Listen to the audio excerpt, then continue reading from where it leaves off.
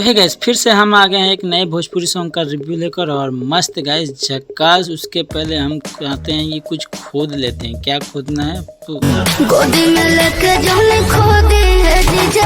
हम तो सोच रहे थे कि जमीन वमीन खोदना है तो पहले खोद लेते हैं, लेकिन यहाँ तो पवन सिंह कुछ और ही खोद रहे हैं। पता ही नहीं रहे क्या खोद रहे हैं, और वो भी गोदी में बैठा के खोद रहे हैं। पता नहीं भाई।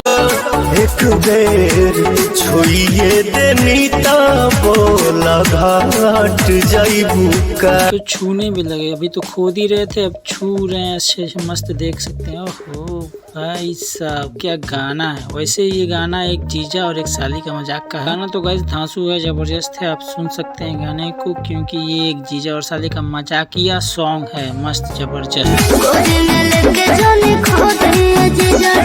और गाइस आप तो जानते ही हैं कि ज्यादातर भोजपुरी सॉन्ग डबल मीनिंग में बनाया जाता है, लेकिन ये एक जीजा साली पे खुलेआम मजाकिया सॉन्ग है। जबरदस्त सॉन्ग है। साली बाड़ू पकिया हो तंके करा से करब मजकिया। सही बात है भाई, साली एक ही है, वो भी इकलौती साली है, तो भाई किससे मजाक करने जाएंगे और खोदेंगे किसको गोदी में बैठा के। जरूरी है भाई, खोदिए मजा लीजिए। और क्या, साली है ये किस लिए है? शादी आदि घर वाली होती ही हैं।